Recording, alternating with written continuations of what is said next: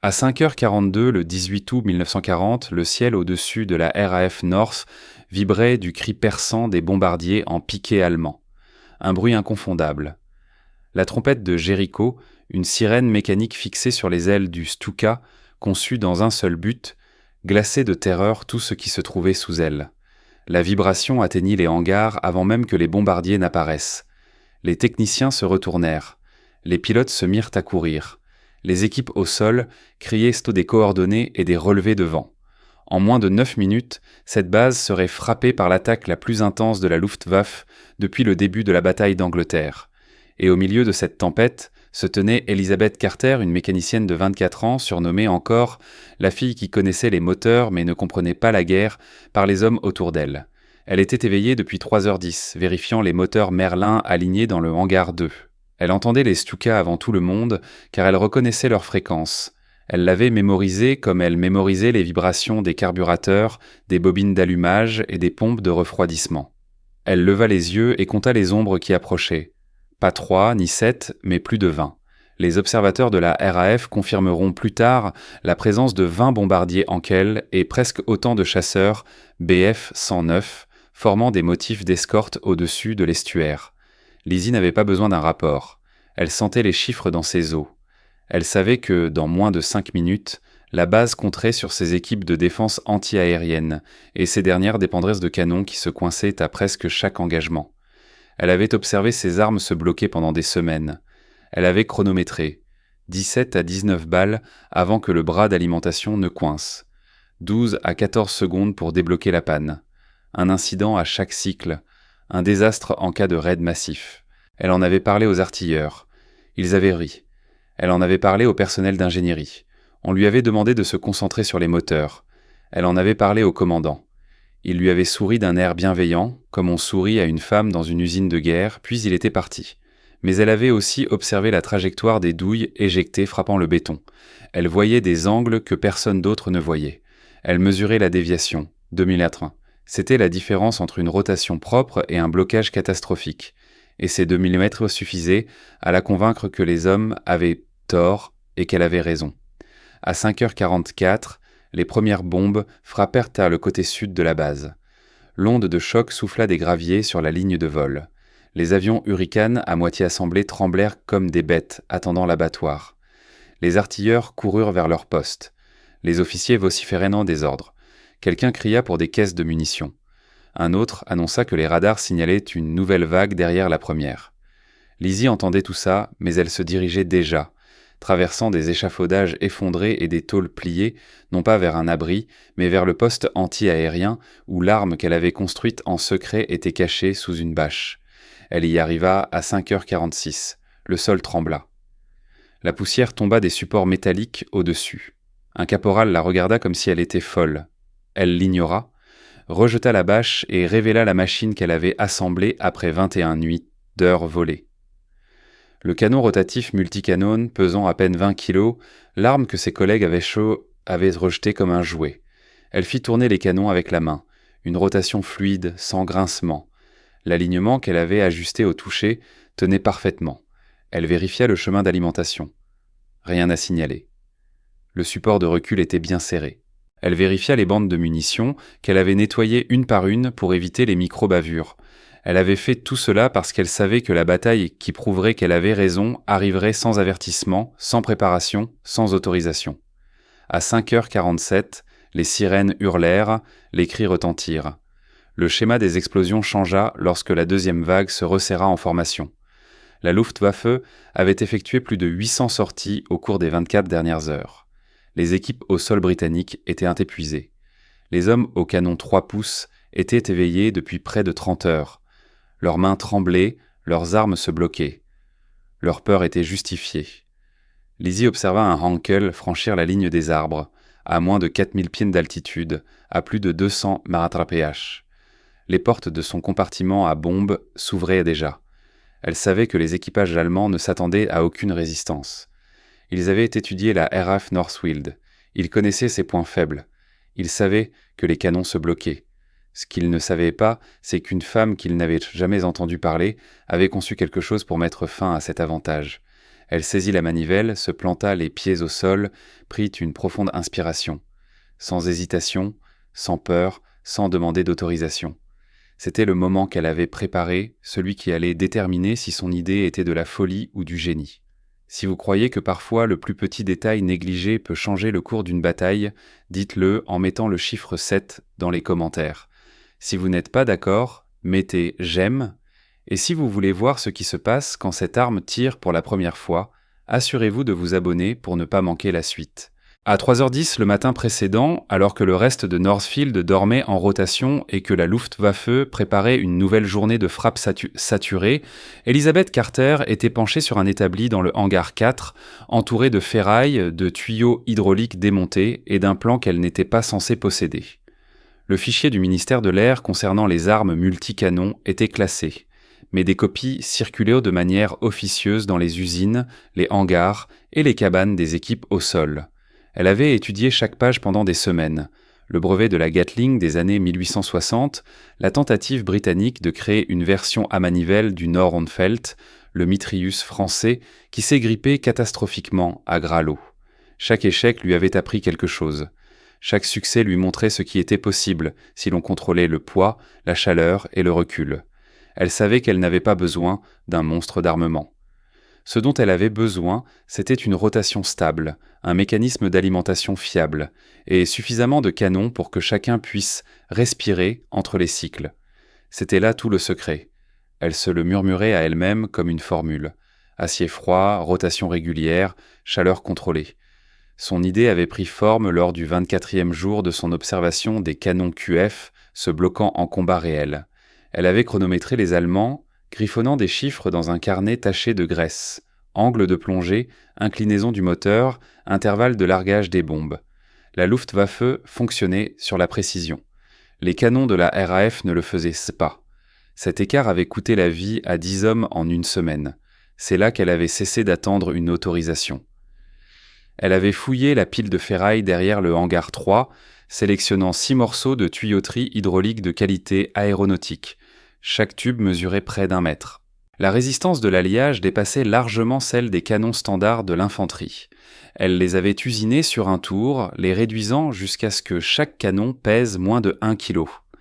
Elle les avait alignés autour d'une tige en acier récupérée d'un vilebrequin Merlin endommagé, une pièce conçue pour supporter des contraintes énormes.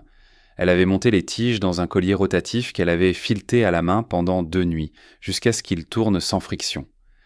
La dispersion de chaleur restait un problème, mais avec 6 canons au lieu d'un seul, chaque tube ne tirerait qu'une fraction des balles. Cela réduisait déjà la chaleur maximale de près de moitié. Elle le savait. Elle le sentait dans ses mains lorsqu'elle souleva le prototype pour la première fois.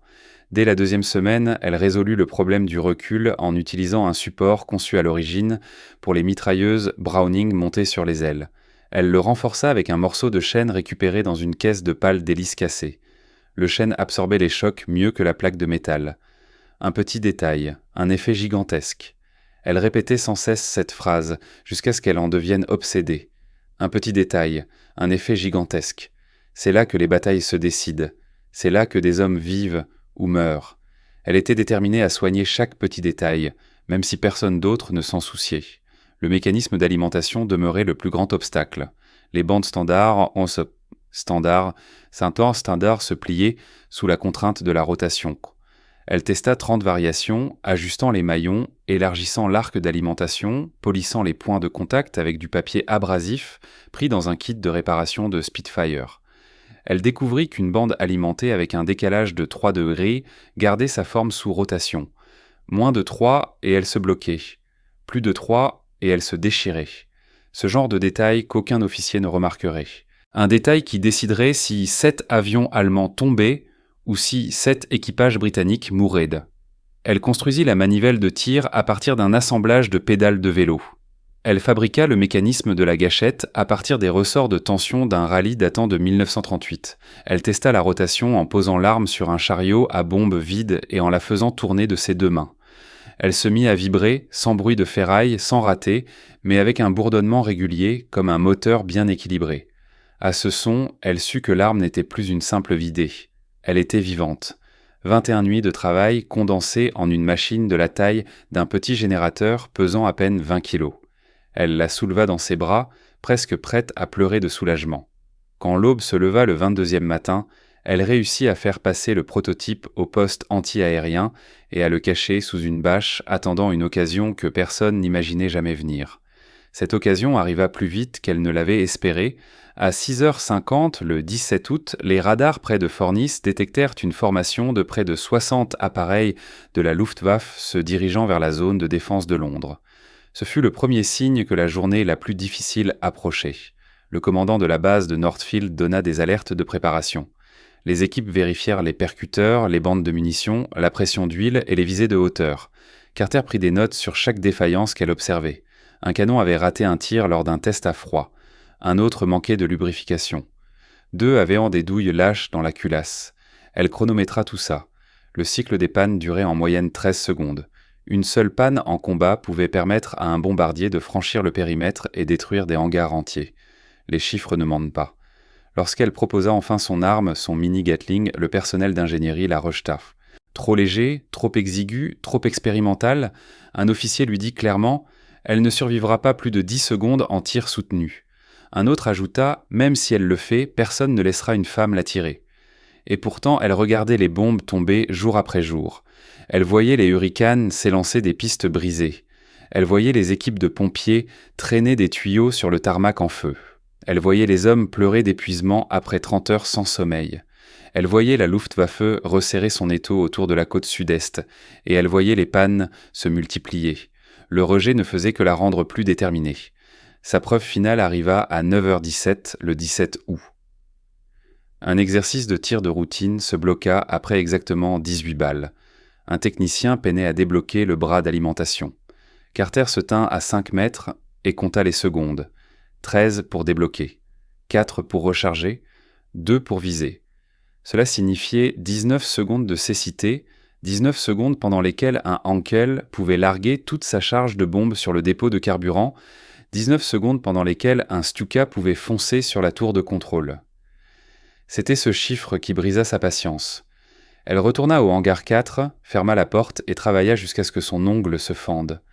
À ce moment-là, elle comprit que la seule façon pour que quelqu'un croie en son arme, c'était que la Luftwaffe ne lui laisse aucun choix. Et lorsque le matin suivant, 20 avions allemands déchirèrent les nuages, elle aperçut enfin le moment qu'elle attendait depuis si longtemps. Si vous pensez qu'elle avait raison de construire cette arme, même sans autorisation, dites-le en mettant le chiffre 7 dans les commentaires. Si vous pensez qu'elle aurait dû attendre et suivre les règles, mettez « j'aime ». Et si vous voulez savoir ce qu'il se passe lorsqu'elle entre en combat pour la première fois avec cette arme, assurez-vous de vous abonner pour ne pas manquer la suite. À 6h10, le champ de tir de Schuberines était encore enveloppé d'une brume grise et froide, ce type de lumière matinale qui aplatit chaque forme en silhouette et fait douter même les soldats les plus entraînés de ce qu'ils voyaient. Les vagues frappaient lentement le mur de béton du quai avec un battement régulier. Le vent portait l'écho métallique des exercices d'artillerie lointains. L'air sentait le sel, la cordite et l'huile brûlée. Les techniciens se tenaient près des repères de tir, les carnets de notes prêts. Un officier vérifia sa montre de poche 2 fois, impatient. Personne là-bas ne savait qu'ils allaient être témoins de quelque chose qui n'aurait jamais dû exister. Une arme fabriquée par une femme sans autorisation, financement ou approbation institutionnelle. Ils savaient seulement que le commandant Harris voulait régler la question une fois pour toutes. À 6h13, Elizabeth Carter sortit sur le terrain avec son prototype sous le bras. 20 kilos d'acier, de chaîne et de détermination. Les officiers restèrent là, fixant l'objet sans rien dissimuler de leur scepticisme. Le caporal chargé de superviser la sécurité murmura « Si ça explose, j'espère qu'elle est la plus proche. » Carter fit semblant de ne pas entendre. Elle posa l'arme sur le support de tir, resserra le dispositif de recul et vérifia une dernière fois sa bande de munitions. Elle passa ses doigts sur chaque maillon, cherchant des bavures et des déformations microscopiques qui pourraient bloquer le mécanisme. Son cœur battait en rythme avec le vent, calme, concentré, sans regret. À 6h14, elle fit tourner le groupe de canons une fois à la main. Le bruit était net, léger, sans friction. L'officier en charge cligna des yeux. Il s'attendait à entendre du métal qui cliquetait, pas une rotation aussi fluide que celle d'un compresseur de moteur Merlin. Carter ressentit l'équilibre. Chaque canon était parfaitement installé autour de la tige centrale. Lorsqu'elle relâcha la rotation, les canons continuèrent de tourner presque une seconde avant de s'arrêter. Pas de vibration, pas de blocage, pas de frottement. Une précision qui ne devrait pas être possible avec des matériaux de récupération. À 6h15, l'ordre des tests fut donné, 3 phases de tir. Première phase, 15 secondes de rotation sans munitions. Deuxième phase, tir lent à 10 balles par seconde. Troisième phase, tir à pleine capacité jusqu'à atteindre la limite de chaleur ou une défaillance mécanique. Au moment où l'officier commença à lire le protocole, Carter avait déjà saisi la manivelle, se préparant. Elle connaissait cette arme mieux que sa propre signature. Elle hocha la tête une fois. Prête. À 6h16, le premier test de rotation commença. Carter tourna la manivelle. Les canons tournèrent de plus en plus vite, puis se stabilisèrent dans un bourdonnement parfait. Les techniciens vérifièrent les jauges de vibration. Les relevés restèrent dans la tolérance acceptable. Un observateur murmura « C'est impossible ». Un autre souffla « Comment fait-elle ça avec une manivelle de vélo ?» L'officier nota la vitesse de rotation, plus de 700 tours par minute, sans charge de munitions, un chiffre qui dépassait presque le double de ses attentes. À 6h17, la phase 2 débuta. Carter chargea la bande. Le technicien se contracta. Personne ne faisait confiance au mécanisme d'alimentation. Elle posa sa paume sur le rail de guidage, aligna le décalage de 3 degrés qu'elle avait calculé dans le hangar et verrouilla la bande.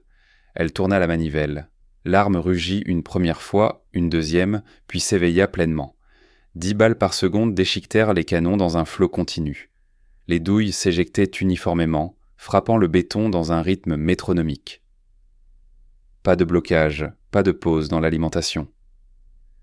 La bouche du technicien resta ouverte. L'officier bafouilla son rapport de tir, incapable de cacher son incrédulité. À 6h18, les jauges de température furent vérifiées. Les températures des canons avoisinaient les 200 degrés, chaud mais pas dangereusement. Cela signifiait que le schéma de rotation répartissait la charge thermique exactement comme elle l'avait prévu. Les chiffres étaient vents cruciaux. Les chiffres signifiaient la survie.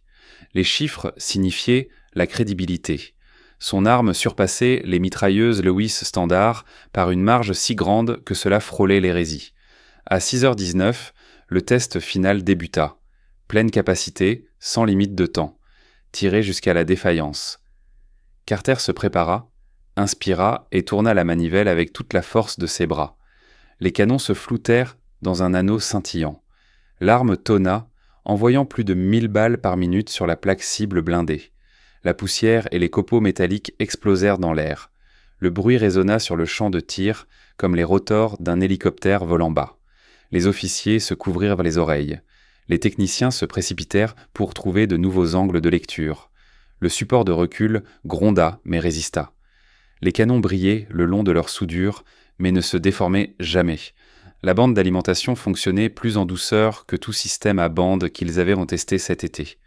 À 6h20, l'inimaginable se produisit.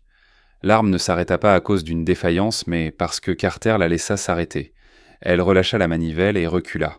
Les canons continuèrent à tourner pendant près d'une demi-seconde. Toujours équilibrés, toujours en vie, toujours refusant de se comporter comme un objet fabriqué dans une cabane derrière un hangar. Le silence engloutit le champ de tir. Aucun officier ne prononça un mot. L'un d'eux s'approcha du groupe de canons. Carter lui asséna un coup de main pour l'empêcher de toucher. « C'est chaud, » dit-elle. Il hocha la tête, gêné. À 6h21, le sergent de test lut les données de la cible. Les motifs de pénétration montraient un groupement constant.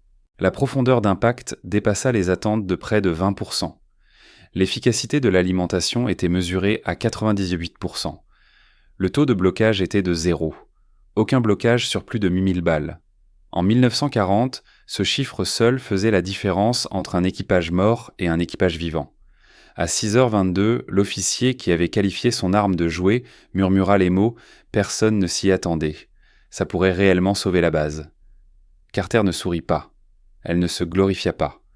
Elle se contenta de regarder les canons, comme un mathématicien fixant une formule enfin prouvée. Elle avait fait ce que le manuel disait qu'elle ne pourrait pas faire. Elle avait fait ce que les règles interdisaient et ce que la guerre exigeait. Elle avait construit quelque chose qui fonctionnait. Si vous croyez que l'innovation n'attend pas l'autorisation, mettez le chiffre 7 dans les commentaires. Si vous pensez que l'officier avait raison de la douter, mettez j'aime.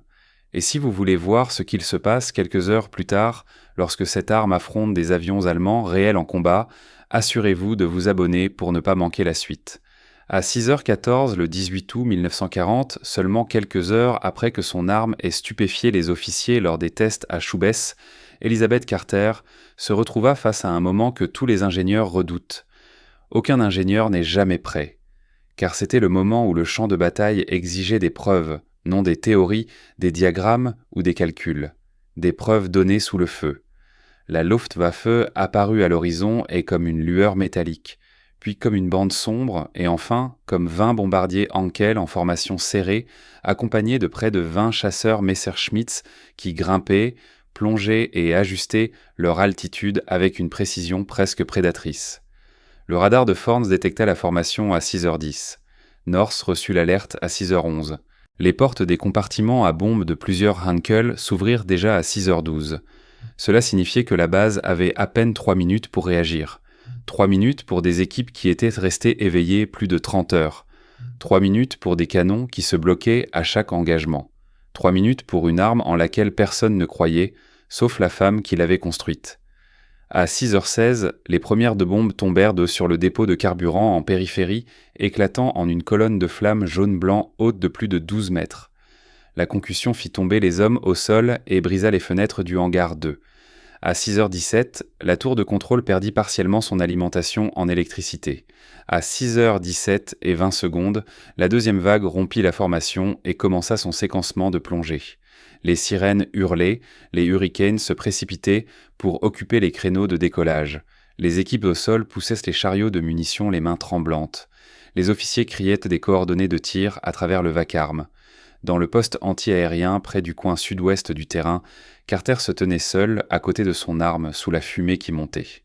La bâche reposait derrière elle, rejetée comme la peau d'une créature prête enfin à se débarrasser de son déguisement. À 6h17 et 40 secondes, un caporal aboya. Le canon 3 est hors service. Blocage dans le bras d'alimentation. Un autre cria « Le canon 1, raté, en cours de déblocage ». Un lieutenant chercha désespérément une alternative et aperçut l'appareil de Carter. Son expression vacilla entre incrédulité et peur. « Est-ce que ça fonctionne ?» hurla-t-il. Carter ne répondit pas. Elle saisit la manivelle, verrouilla le support de recul contre son épaule et ajusta la roue d'élévation avec sa main libre. L'angle de tir était de 19 degrés, le point d'interception prédit à moins de 1200 yards. Vent de 11 km/h, vent de travers venant du sud-ouest. Le temps d'impact était inférieur à 90 secondes. À 6h18, elle tourna la manivelle. Les canons rugirent à la vie avec un grondement métallique si soudain et violent que 3 artilleurs se protégèrent instinctivement. Le premier tir se dirigea vers le ciel, une pluie de projectiles lumineux montant droit vers la formation de Henkels avec une précision mécanique. Les équipages de la Luftwaffe ne s'attendaient bien pas à du feu en provenance de ce secteur. Les rapports de renseignement mentionnaient que le poste sud-ouest était presque hors service en raison de blocages répétés. Le Henkel au centre rompit légèrement la formation, ajusta son angle de plongée et vola directement dans la trajectoire de tir de Carter. À 6h18 et 24 secondes, le premier impact frappa. Un projectile perfora le carter du moteur gauche du bombardier. Moins d'une demi-seconde plus tard, un second traversa sa ligne d'huile. Le Henkel toussa, dégageant de la fumée noire, et tomba hors de formation. Il s'écrasa derrière la ligne de crête à plus de 321 m/h et explosa dans une boule de flammes. Les équipes au sol restèrent figées, stupéfaites. Un avion de moins, un avion abattu par une arme qu'elles avaient ridiculisée moins de 24 heures auparavant. À 6h19, elle ajusta de nouveau l'élévation. Les canons étaient là déjà rouges. Les jauges de chaleur auraient dû lui indiquer de faire une pause, mais elle n'avait pas de jauge, seulement son instinct et une conscience mécanique plus affûtée que tout schéma. Elle ressentait la température par les vibrations. C'était encore stable. Elle tourna la manivelle plus fort. L'arme cracha une deuxième rafale, presque 15 balles par seconde. Un Messerschmitt plongea vers sa position, son canon MG-37 flamboyant. Les balles frappaient le sol autour du poste. Un technicien cria à Carter de se mettre à l'abri. Elle l'ignora, pivota toute l'armature de 3 degrés à droite et tira une rafale soutenue qui toucha le dessous de l'aile droite du chasseur. Le pilote tenta de redresser son avion, mais la défaillance structurelle se propagea le long de l'aile comme une déchirure. L'avion plongea en spirale, traînant de la fumée, et s'écrasa dans la forêt. 2 avions de moins. À 6h19 et 53 secondes, 3 Hankels passèrent au-dessus d'elle, à une altitude juste inférieure à 4000 pieds. Ils larguèrent une nouvelle vague de bombes. Le sol trembla. Des morceaux de béton volèrent. Carter s'arc-bouta contre le support de recul. La poussière lui remplissait les yeux. Elle cligna une fois et continua de tirer à l'aveugle pendant presque une seconde entière, jusqu'à ce que sa vision se clarifie. Un bombardier traversa sa trajectoire de balles traçantes. Des étincelles jaillirent de son fuselage. Il se coucha brutalement, perdit de l'altitude et disparut derrière un hangar. 3 avions abattus. À 6h21, la Luftwaffe modifia sa stratégie d'attaque. Les Hankels commencèrent des descentes en décalé, conçues pour laisser en fa pour perturber les artilleurs, tandis que les Messerschmitt entamaient des passages de suppression. Carter recalcula instinctivement, ajustant les angles de freinage décalés. Elle tourna de nouveau la manivelle. Les canons étaient dans plus chaud qu'ils n'auraient rendu l'être. Elle sentit la résistance de la rotation légèrement augmenter, mais l'alignement tenait. Son travail de l'image avait été parfait. Elle compensa avec des ajustements microscopiques pour réduire les frottements. Le canon tourna plus vite. Elle visa un Hankel descendant, entrant dans sa trajectoire de largage de bombes. 4 secondes de tir continu tracèrent une ligne d'impact, de la tête à la queue. Le carburant s'enflamma. Le bombardier se désintégra en plein vol. 4e avion abattu. À 6h21 et 40 secondes, un Messerschmitt plongea droit vers ses canons, crachant des balles. Le caporal, à côté d'elle, se jeta au sol. Carter ne bougea pas. Elle pivota l'arme en arc et tira une rafale directe sur le radiateur de l'avion. Une colonne de vapeur blanche jaillit. L'appareil se désintégra en plein air. 5e avion abattu. À 6h22, les bras de Carter tremblaient sous la force de la fatigue du recul, mais elle refusa de ralentir. Elle pivota à gauche, suivant un autre Hankel, entrant dans sa glissade de bombe. Les balles traçantes montèrent en arc et percutèrent l'aile du bombardier. Les flammes éclatèrent. L'avion dévia, heurta les arbres et explosa. 6e avion abattu. À 6h22 et 50 secondes, le dernier Hankel dans la zone tenta une ascension d'évasion peu prononcée. Carter savait qu'elle n'aurait qu'une seule chance. Elle se pencha en avant, compensa la surchauffe du canon et la dérive du vent et tira une dernière rafale durant un peu plus de 2 secondes. 5 balles frappèrent le carter du moteur. L'avion cala et tomba comme une pierre. 7e avion abattu. 14 minutes. 7 avions allemands disparus.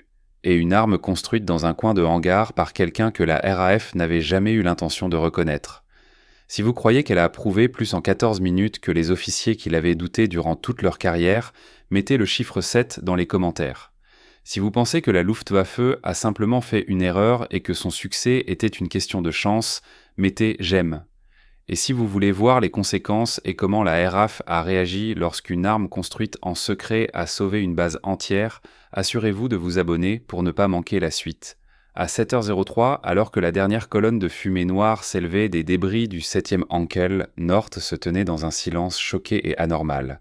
Ce n'était pas le silence de la paix, mais celui des hommes essayant de comprendre ce qui venait de se passer. En moins de 15 minutes, une arme qui n'avait pas été autorisée, construite par une femme à qui personne n'avait prêté attention, avait accompli ce que 3 postes anti-aériens entièrement équipés n'avaient pas réussi à faire depuis des semaines. 7 avions allemands détruits. Une vague de bombardiers perturbés, l'aérodrome restait intact. Le nombre de victimes évité, qui auraient pu grimper aux dizaines. Et pour la première fois en près d'un mois, aucun hangar n'avait été réduit en cendres. À 7h04, le commandant de la base, le groupe Captain Ellison, sortit du bunker de commandement, plissant les yeux contre la fumée, serrant une planche à cliquer avec les projections de victimes dont il n'avait plus besoin. Il s'attendait à des ruines. Il s'attendait à des flammes. Au lieu de cela, il aperçut Carter dans le poste anti-aérien, son visage couvert de suie, ses bras tremblants sous la fatigue du recul, et l'arme qu'elle avait construite, toujours fumante, posée sur son support. Au même moment, des armuriers se précipitèrent vers sa position, s'écriant les uns sur les autres, essayant de comprendre comment une arme actionnée par une manivelle et construite avec des tuyaux récupérés et un système d'alimentation fabriqué à la main avait surpassé tous les canons officiels de la base. À 7h06, un ingénieur examina les douilles usagées. Il s'agenouilla, enleva une douille, puis une autre, et encore une, comme s'il étudiait les preuves d'un miracle. Éjection propre, aucune déformation, pas de bavure, aucune trace de brûlure irrégulière. Les douilles se comportaient avec la régularité d'un système d'alimentation fabriqué en usine, pas comme un mécanisme fait main assemblé dans un coin de hangar. Il se tourna vers Ellison et dit doucement « Ce n'est pas de l'improvisation, c'est de l'ingénierie ». Ce fut la première fois que quelqu'un en position d'autorité disait la vérité tout haut. À 7h08, le radar signala la formation d'une deuxième vague de la Luftwaffe à 64 km, mais elle ne s'engagea pas dans une attaque. Les chasseurs firent demi-tour, réévaluant la situation avant de revenir vers Khalala. Les analystes estimèrent plus tard que les 7 pertes infligées par l'arme de Carter avaient entraîné un recalcul en temps réel chez les commandants de l'attaque allemande. Une base autrefois classée comme vulnérable était devenue soudainement statistiquement létale. La Luftwaffe, qui perdait environ 10% de sa vague à chaque attaque, en avait perdu plus d'un quart en une seule passe. Cela modifia les mathématiques du matin, et les mathématiques devinrent une bataille à part entière.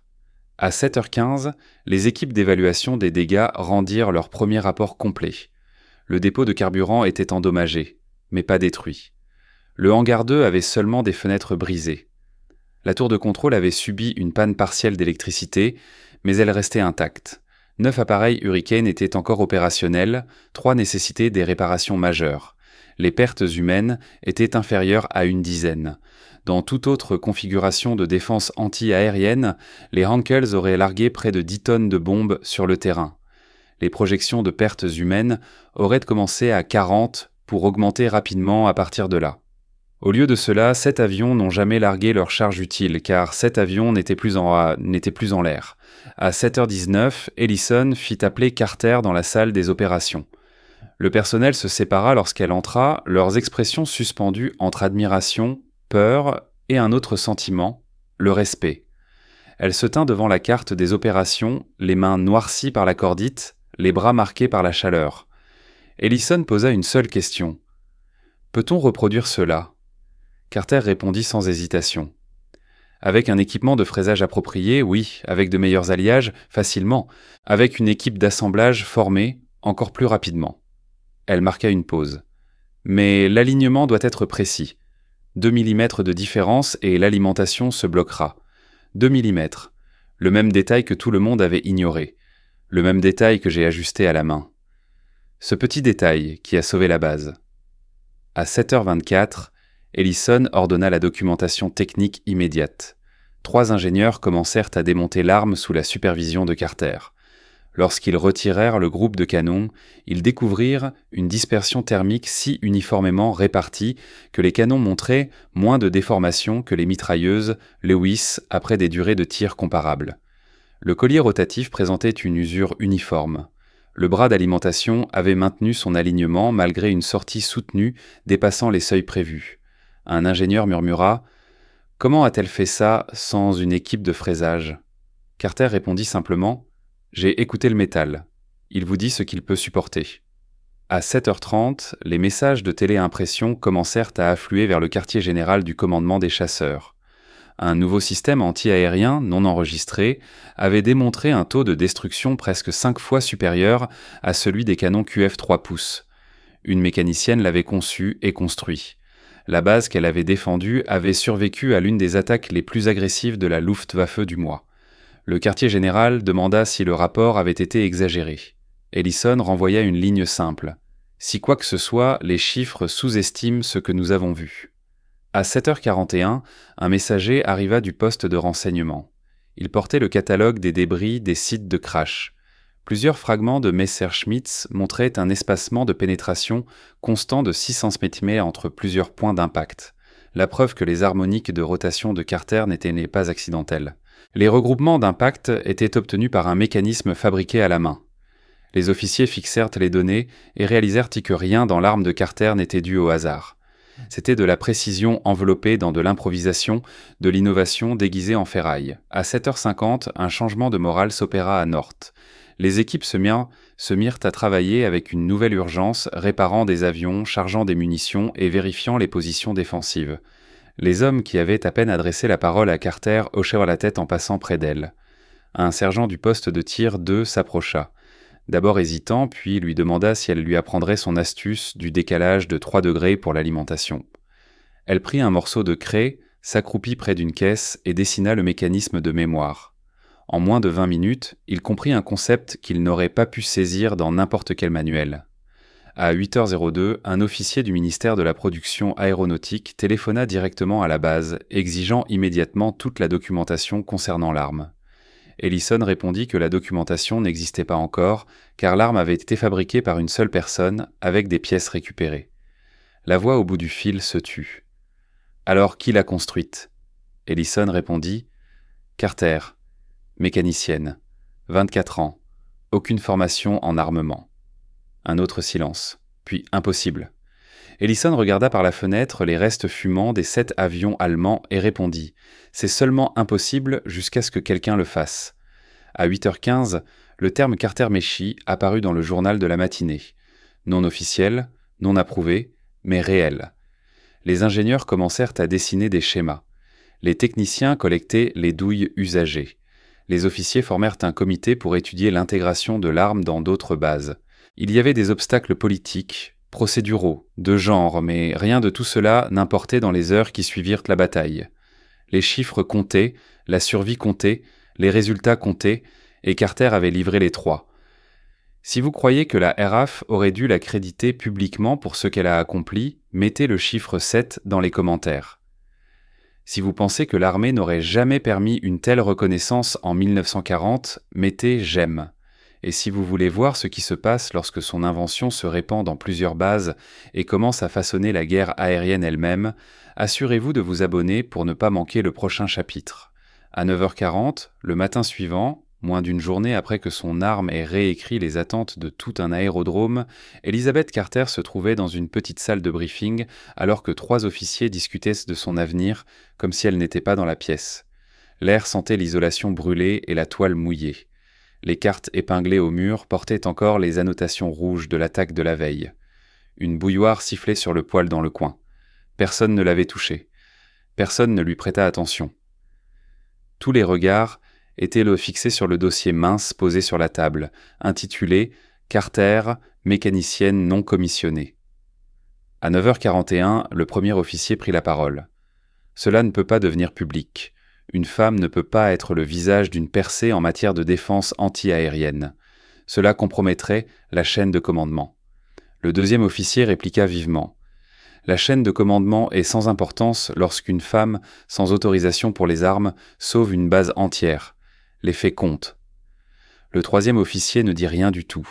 Il se contenta de tapoter le dossier avec un crayon, le bruit de percussion résonnant comme un métronome d'inconfort. Carter écoutait sans réagir, les mains jointes derrière le dos, la posture rigide. Elle avait anticipé cela dès qu'elle avait tourné la manivelle et vu le premier Ankel tomber du ciel. À 9h43, la réunion passa du ton à la substance. Les officiers passèrent en revue les journaux de performance. Aucun blocage, 7 victoires confirmées, intégrité de l'alimentation à 98%. La déformation des canons en dessous des seuils acceptables, la stabilité de la rotation, dépassant les attentes de plus de 30% pour un mécanisme fabriqué à la main. Rien de tout cela ne correspondait à la doctrine établie. Rien de tout cela ne rentrait dans les cases que la RAF avait créées pour l'innovation. Les chiffres parlaient un pour elles, mais les chiffres ne suffisaient pas pour des institutions bâties sur la tradition. À 9h46, un représentant du ministère de la Production aéronautique arriva, trempé par la tempête qui s'était levée. Il essuya ses lunettes, scruta la pièce, scruta Carter, puis posa la question qui comptait plus que tout autre. Peut-elle en fabriquer d'autres ? Ellison répondit avant même que Carter ait pu parler.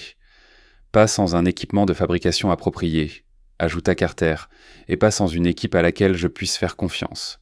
Le représentant du ministère hocha la tête. Alors vous aurez les 2. À 10h18, elle fut escortée dans un hangar sécurisé, normalement utilisé pour les révisions des moteurs Merlin. À l'intérieur, l'atmosphère avait changé.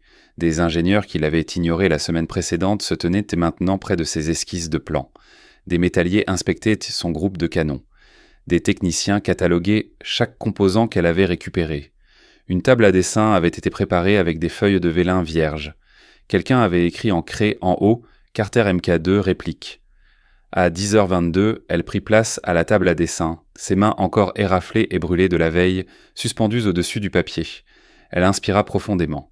Puis lentement, elle commença à traduire son instinct en ingénierie. Alignement des canons, tension de l'alimentation, harmonique de rotation, compensation du recul, dispersion de la chaleur. Tous les détails qu'elle avait ressentis dans ses os se déversaient maintenant du crayon à la page. Une machine née dans le secret devenait quelque chose de reproductible, testable, transférable. À 11h06, elle rencontra son équipe nouvellement assignée. 6 hommes provenant de différentes stations, certains expérimentés, d'autres à peine formés, tous la regardant avec une admiration gênée, forcés soudainement de confronter leurs propres préjugés. L'un d'eux, un ajusteur principal nommé Collins, s'avança et tendit la main.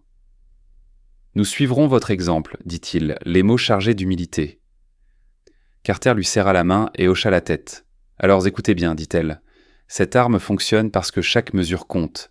Si vous manquez 2 mm, elle devient inutile. » À 11h28, ils commencèrent à couper le métal. L'atelier résonnait du cri des tours et du sifflement des torches à souder. Carter se déplaçait dans le bruit comme un chef d'orchestre, ajustant les angles, vérifiant les tolérances, rejetant les pièces qui ne répondaient pas à ses critères. L'équipe réalisa rapidement qu'elle voyait les désalignements avant que les calibres ne le détectent. Elle percevait les vibrations au bout des doigts, elle ajustait les angles d'alimentation au toucher. Elle faisait en quelques secondes ce que les autres prenaient plusieurs minutes à accomplir.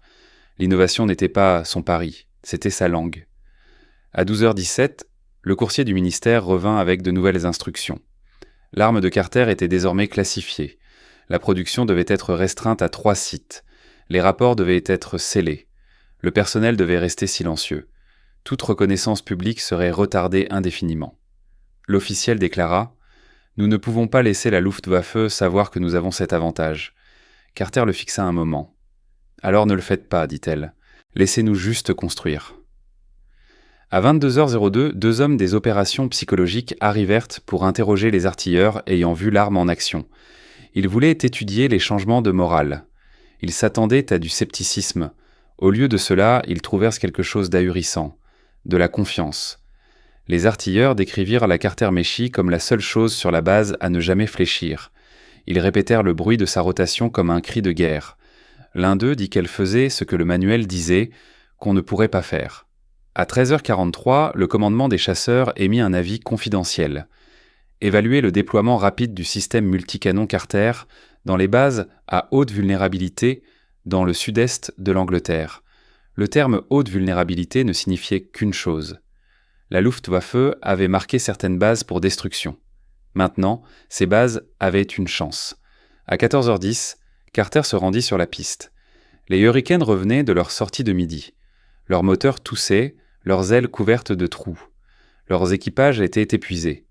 Les pilotes descendirent et la saluèrent. L'un d'eux, le lieutenant Granger, s'approcha et dit « Il y a 5 semaines, nous perdions des hommes plus vite que nous pouvions les remplacer. Hier, moins de bombes sont frappées ce terrain que n'importe quel jour depuis juillet. C'est toi qui as fait ça, pas les officiers, toi. » Elle détourna le regard, incertaine de la manière de porter des éloges plus lourds que l'arme qu'elle avait construite. À 15h28, elle écrivit ses premières notes de conception formelle. Elle intitula la première page « Raison du succès ». Elle contenait une seule ligne. Je l'ai construite parce que personne d'autre ne l'aurait fait. À 16h10, des rumeurs commencèrent à circuler, disant que l'arme pourrait être installée à Debden Hornchurch et Big Hill, 3 des stations de la RAF les plus ciblées du Sud-Est. Si le système de Carter réduisait la précision de largage des bombes de 10% seulement, les analystes estimaient qu'il pourrait sauver plus de 100 membres d'équipage et personnel au sol sur une période de 2 mois. 10%. Un chiffre qui semblait faible, un chiffre qui changeait tout. À 17h53, elle passa devant un groupe de jeunes mécaniciens étudiant son prototype. Ils s'écartèrent instinctivement comme si elle était un officier.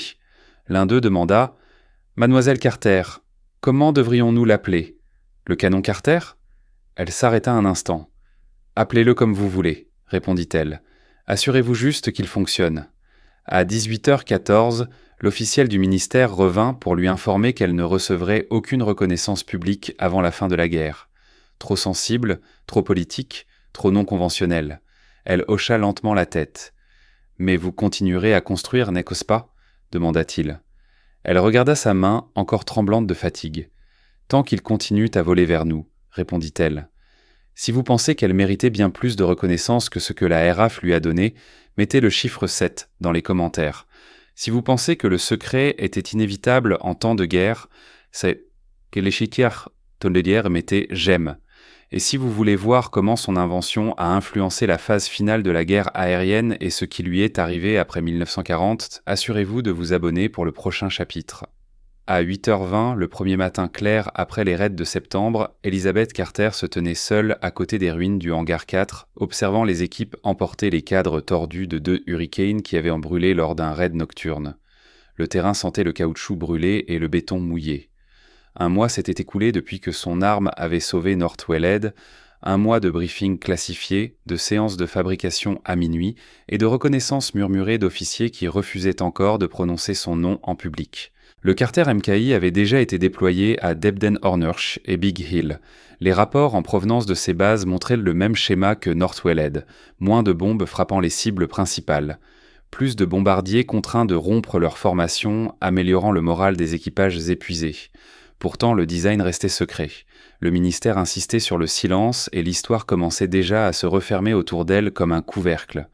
Le 6 octobre 1940, la Luftwaffe modifia sa stratégie. Au lieu des raids de jour de précision, elle se tourna vers les bombardements nocturnes. Des feux dévastateurs dévalèrent sur Londres. Des rues entières disparurent sous les décombres. Les canons anti-aériens comptaient encore, mais le chaos de la guerre de nuit dissimula les contributions des armes spécifiques. Son design influença de nouvelles expériences de bandes rotatives dans 2 installations de recherche distinctes, mais les mémos officiels les désignaient seulement comme prototypes multicanons. Son propre nom avait été effacé des plans, non par malveillance, mais parce que la guerre poussait tout vers l'anonymat. Le 12 décembre 1940, à 10h03, elle reçut des ordres de transfert vers un dépôt d'ingénierie en arrière-zone près de Wolverhampton.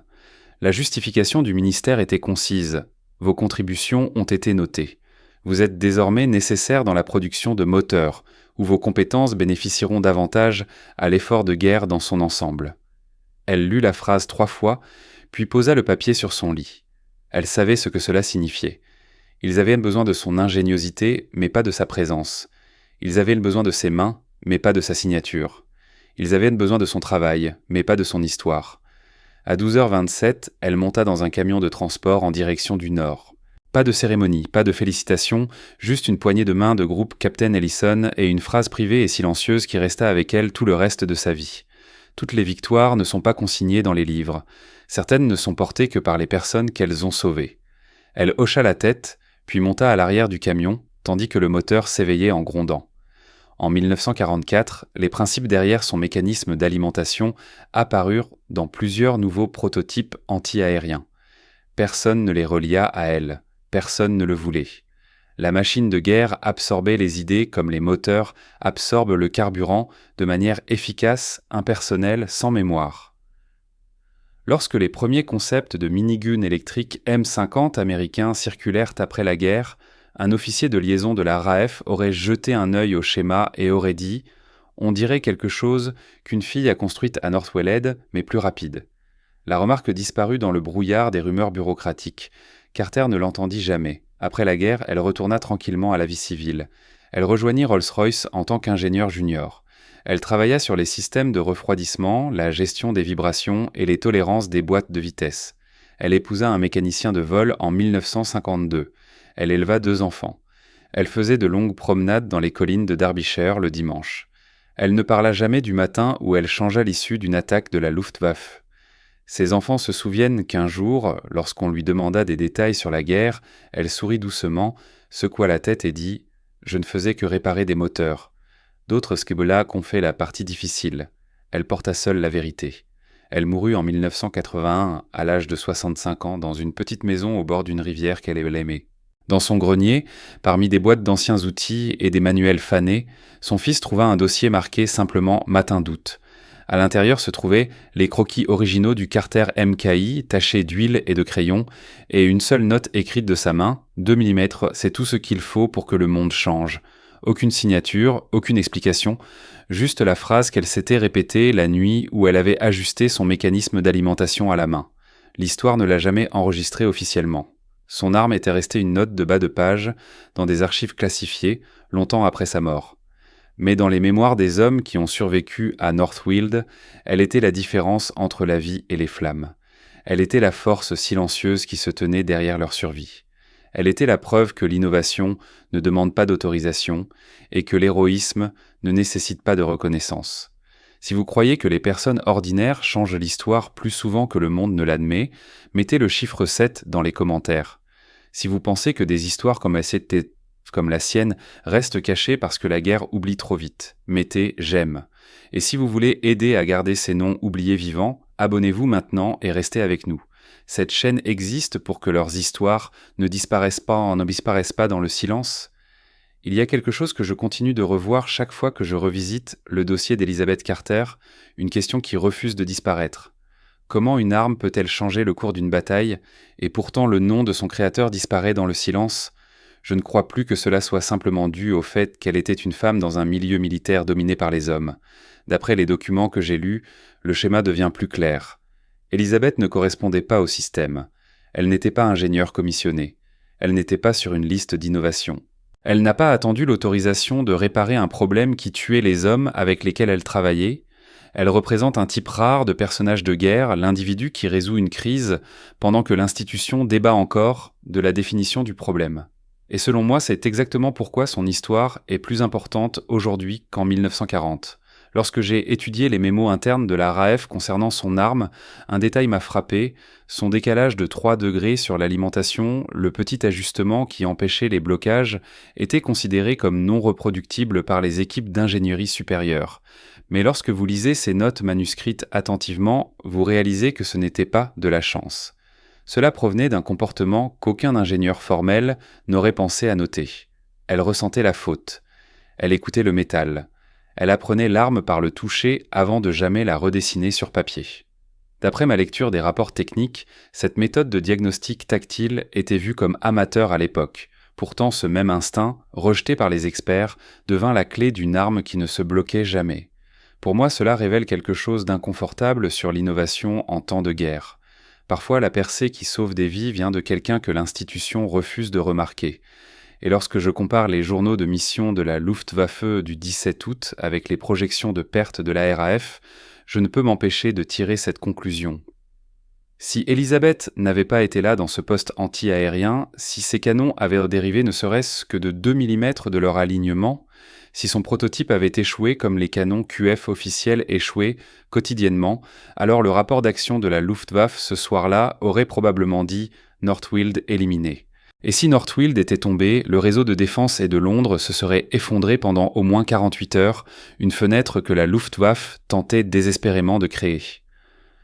Alors quand je l'imagine des décennies plus tard, debout seul devant le mémorial de Northfield, un vieux plan dans les mains, je ne vois pas une mécanicienne oubliée.